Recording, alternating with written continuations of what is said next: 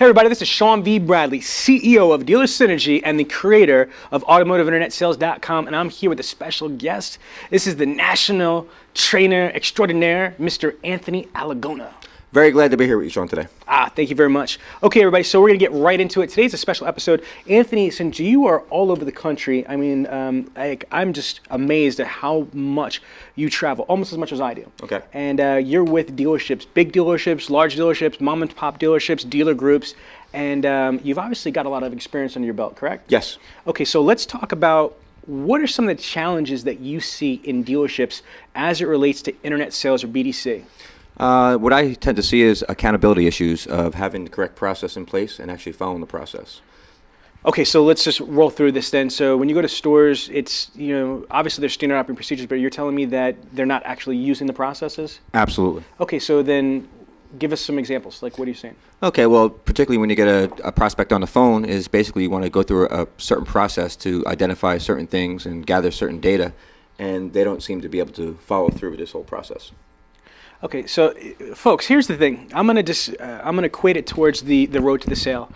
Every dealership, the 17,500 plus dealerships out there, has a road to the sale. Basically, how do you engage a prospect? How do you qualify them? Product presentation, demo drive, and ultimately try to get the commitment. And the problem is that not every single individual salesperson goes through the road to the sale the proper way. They cut corners. Some dealerships, Anthony, preach 100% this, 100% that, but the reality is people don't do product presentations, they don't do demo drives, and you know what the result is? They don't build value. So if I'm understanding you correctly, it's the same thing in the phone department or the internet department or the BDC. There's processes, but they skip them. So let's throw it out there.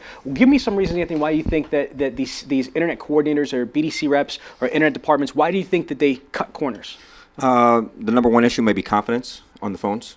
Talking to their prospects, they kind of get scared, and they may not know the process 100%. For example, when we ask certain questions, we want to have those answers to those questions before we ask them, and they're not comfortable with the answers that they have to repeat, so to speak. Okay, so you just hit something that's really brilliant. Confidence. If you do not understand something or you don't feel comfortable with something, you're usually not going to do it. You might not even realize it, people. Okay, this is really big right here, Anthony. That's awesome that you said that. Is that you won't feel comfortable. For example, I had a situation like this recently happen where I had a coordinator that did not want to call X amount of times. They didn't want to follow the dealer synergy. They felt in their heart that they were, bothering the prospect, that they're calling too much. They're overbearing on the prospect. And the reality is, it's because they didn't understand the reality. The reality is this, that the average internet prospect is searching 5 to 8 different dealerships or different websites, and it's over a 45 to 90 days. So if you only try to call somebody, every 3 days or only once a week or every, couple times a week, the reality of you actually connecting is minimal. So I agree. So folks out there, if you're watching this, you have to follow your process. And if one of the reasons is you don't agree with something, or if you don't believe in something, what I recommend is this, is that you speak to your director. If you are the director, speak to your GSM or your GM or the dealer principal and explain, okay, look, I don't really agree with this. This doesn't make sense to me, and I don't really feel comfortable with this. And then get the real reasons why. See, at Dealer Synergy, when we go into stores, we are always telling the prospect and the client why to do this, why make this protocol, why say this, why do that, because it'll build that confidence. The other thing I heard you say is that they don't say certain things in responses if you don't have the knowledge. So, for example, if you don't know your word track, you're not going to do it. Okay, if you don't know your 10-step Dealer Synergy outbound phone call process, you're not going to do it. If you do not know your road to the sale, you're not going to do it. And it's not just memorizing the alphabet. You know how we talk about this at Dealer Synergy?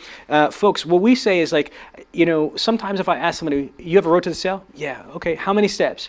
6-step, 8-step, or 10-step, or whatever variation of that. What's step number 7? They can't tell me what step 7 is and why step 7's there. What happens is they turn around and wind up singing the alphabet. They go through, so 1, 2, 3, 4, 5. Oh, step 7 is this, Sean. Too late. What you need to understand, folks, is that if you're going to have a process or a protocol, you need to understand exactly what that process is. You need to understand exactly what that protocol is. Because if you don't understand it and if you don't memorize it, you're not going to be able to deliver it. Is that correct? That's absolutely correct. What advice would you like to add to that? Also, I'd like to add that basically perception is reality. So when you get a prospect on the phone, their perception of you is basically as a salesperson. And we all know there's a negative image of car salespeople. So what I try to advise our internet coordinators is basically you got to paint the picture of what you want the perception to be. You're there to help the prospect as much as possible, almost be like a car concierge kind of person. Absolutely, I think that's a great idea. Okay, so let's talk about that. So, one of the things I heard you say in the beginning, Anthony, is that, there's a breakdown in process and protocol. You said one because of confidence or understanding. Can you give any other reason or excuses why someone might say that, oh, I can't do this, or I'm not doing that, or they're not doing it? What other reasons? Call reluctance. Explain that. Call reluctance. They feel like they let one prospect affect the next one, and that's a big problem. You cannot get yourself discouraged because there's 11 to 14% chance that you're going to connect with somebody. So you want to be really strategic and have a plan to what you're going to do when you get this prospect on the phone. I think that's awesome. Flow with that. What does it mean that they let one prospect kind of taint them?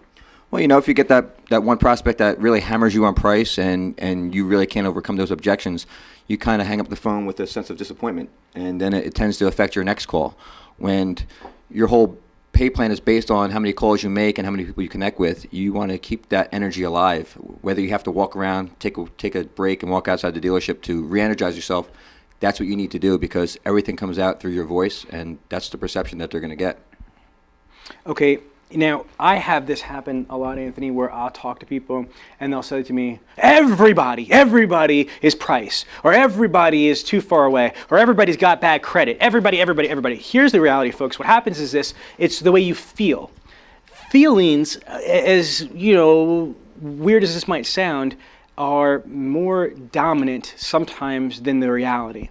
You might feel like everybody's a price shopper, but if you really analyze it, the facts is this: only 20% of people are solely price motivated.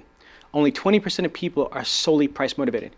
You might feel that everybody's got bad credit, but and you can't get them approved, but that's not the reality. Because what happens is when you have something that's difficult, frustrating, challenging, or somebody's aggressive or anything in a negative way, you feel like you're enveloped in it. You feel like that's your whole situation. And like Anthony said before, perception is reality. If you perceive that's the case, then that is now your reality.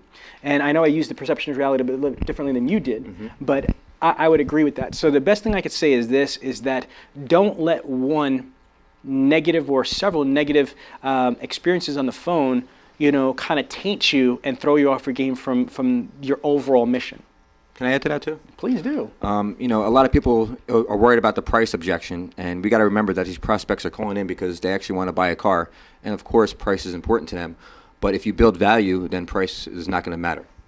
I agree. Price is only relevant with the absence of value. I love saying that. I'll say it as many times as I could get on camera. Price is only relevant with the absence of value. Okay, we got time for one more. What other reasons do you think that they don't follow the process?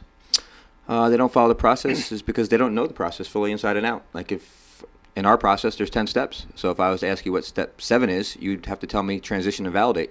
Okay, what's the purpose of that? We want to reassure people that we listen to what they said, and then we're going to go into the value package, transition into that, and let them know what it is. I would agree. I want to add another one to the mix. No accountability. 100% agreed.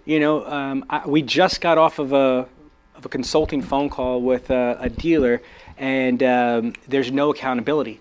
Basically, what happens is that this dealership is that they have a standard operating procedure. They have an outbound phone call process. They have an inbound phone call process. The dealer principal knows about it. The GM knows about it. The internet director knows about it. Even the coordinators, the appointment setters know about it. They just don't do it. And the dealership allows the mediocrity in the dealership. I almost feel that they're held hostage by the internet team. Now, it has to come from the top down.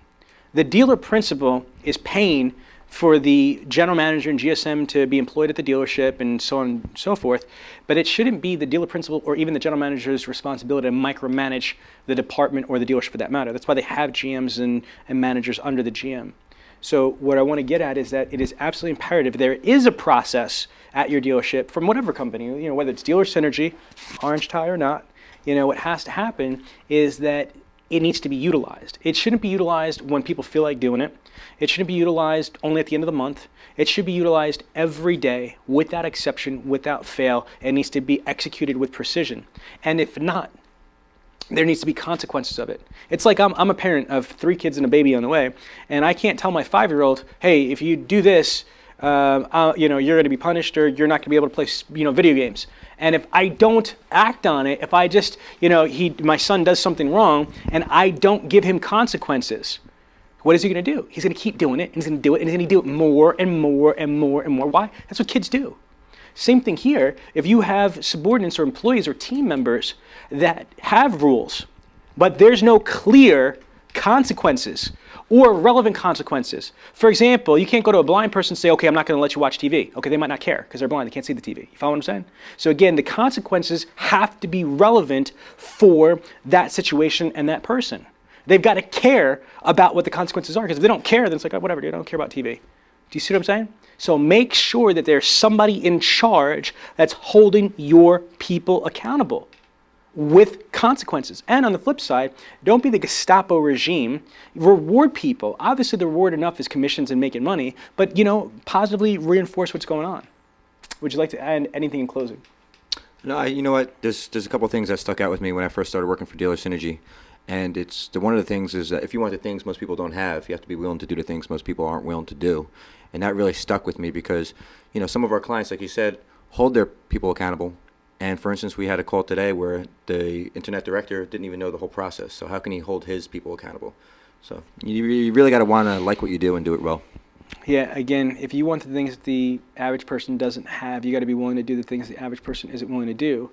That's real. Again, if you want to just exist and be, mediocre, then okay, welcome to, mediocrity. It sucks to just be mediocre.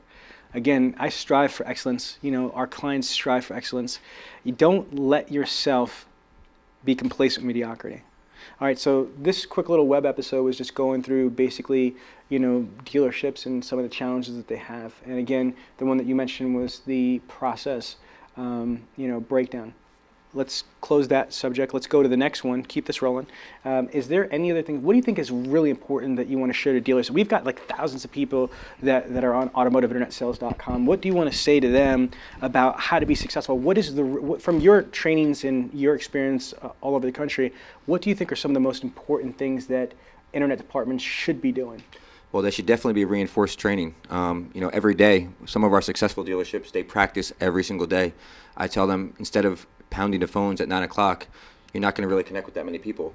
Take that 30, 40 minutes to kind of wake up, kind of shake out the webs, and to really focus on reinforcement training. This way you can practice what you do and do it well. LeBron James didn't get good in the games, he got good in practice.